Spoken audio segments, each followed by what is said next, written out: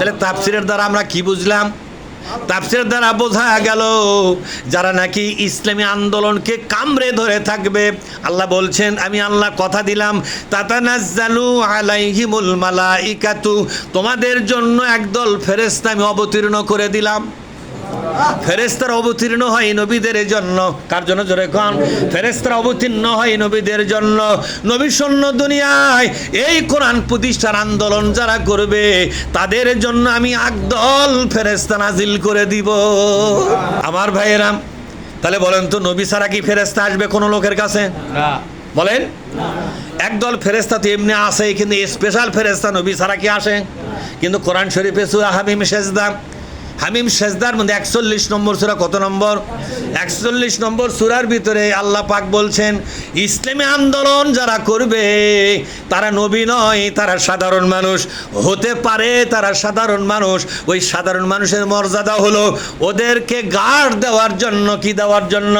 ওদেরকে গার্ড দেওয়ার জন্য আসমান থেকে একদল রহমতের ফেরেশতা 24 ঘন্টা তাদের সাথী করে বানায়া দিব। আপনারা বিশ্বাস করেন? কোরআন বিশ্বাস করেন নাকি? কোরআনে লেখা আছে তাতানাজ্জালু, বলেন তাতানাজ্জালু আলাইহিমুল মালাইকা, ওদের জন্য দলে দলে ফেরেশতা নাজিল হয়ে গেল। ইসলাম আন্দোলন লোকেরা যদি ভ্যানালা হয় তবু তার সাথে কে আছে? ইসলাম আন্দোলন লোকেরা যদি কুলি হয় তবু তার সাথে কে আছে? ফেরেশতারা আছে একদল। ইসলাম আন্দোলন লোকেরা এরা যদি মজুর হয়, কামলা কিষান হয়, তবু তাদের সঙ্গে কে আছে? ফেরেশতারা আছে। তাহলে বোঝা গেল ইসলামী আন্দোলন যারা করবে তাদের কপাল ভালো না খারাপ? জোরে কোন, কপাল ভালো না খারাপ? কপাল ভালো। ভাইরা আমার, আপনারা বলেন তো এই বাংলাদেশে জামাত ইসলামী 4 নম্বর দফা, এ দেশটাকে আমরা সংশোধন করব। কি করব? জোরে কোন। সংশোধন করব, রাষ্ট্র ব্যবস্থা সংশোধন করব। 2টা দফা। কয়টা দফা? নেতৃত্ব পরিবর্তন করে দিয়ে আল্লাহওয়ালা লোকদেরকে আমরা নেতা বানায় দেবো দেশের। যে নেতা একদিকে রাষ্ট্র চালাবে আর একদিকে আল্লাহর ঘর মসজিদের ইমামতি করার ক্ষমতা রাখবে, এই নেতা আমরা বানায় দেব। আর আল্লাহর কোরআন রসুলের হাদিসকে বিজয়ী করব। এই কাজের, এই আন্দোলনে কি আপনারা থাকবেন আমাদের সাথে? ইনশাআল্লাহ। একটু হাত তুলে বলেন তো কারা কারা থাকবেন দেখি। ইনশাআল্লাহ। জামাত ইসলামের সাথে থাকবেন তো ইনশাআল্লাহ? এরপর আল্লাহ তাআলা বলছেন, তারা এসে বলবে আল্লাহ তাখাফু, বলেন আল্লাহ তাখাফু, তোমরা যারা কোরআনী আন্দোলন করতেছো তোমরা জেনে রাখো আমরা ফেরেশতারা বলে যাচ্ছি তোমাদের আজ থেকে ভয় শেষ হয়ে গেল। কোনো ভয় আর নাই। মরণের পরে কবর আযাব হবে কিনা চিন্তা করতেছো, পরকালে তোমার হাসর যে কার সাথে হয় চিন্তা করতেছো। আজ থেকে যা ভয় ছিল ভয়টা দূর হয়ে গেল। কোরআনের আন্দোলন করা মানেই হলো নাজাত হয়ে গেল তোমার। এটা কে বলতেছে? ফেরেশতারা। কে বলতেছে? ফেরেশতারা বলতেছে।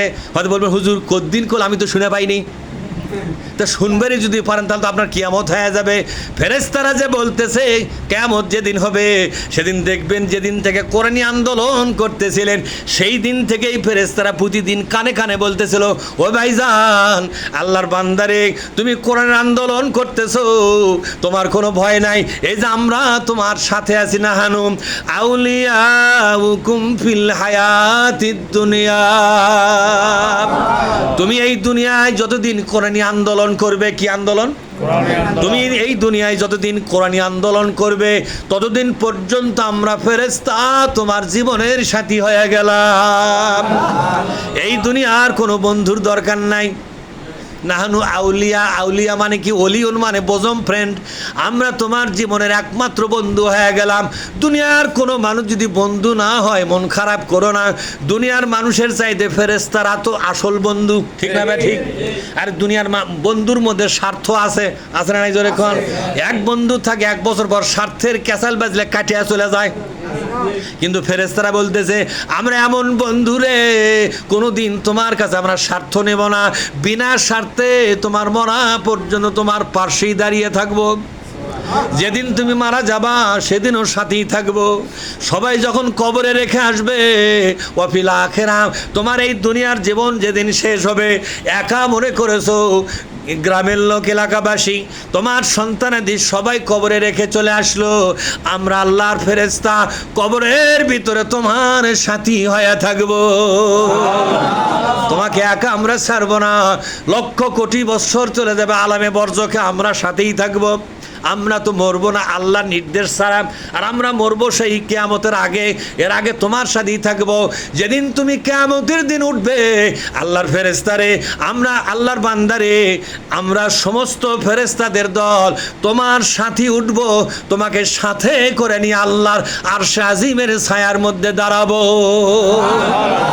বলেন তো এই ইসলামী আন্দোলনের মধ্যে আমাদের সম্মান বাড়লো না কমলো? কিন্তু এই আলোচনা ওই চাষটলে বসে গদমস্ত করতেছে যারা, তারা কি বুঝলো এগুলা? যদি বুঝতো তাহলে এদেশের মুসলমানরা আর কোনো দল করতো না, সব মুসলমানরা কোরআনের দল করার জন্য পাগল হয়ে যেত। কথা ঠিক না ঠিক? কিন্তু এগুলো তো বুঝলো না, শুনলো না। শোনার বৈঠকে দাওয়াত দিলেও আসে না। আপনারা কি ঠকতেছেন না জিততেছেন?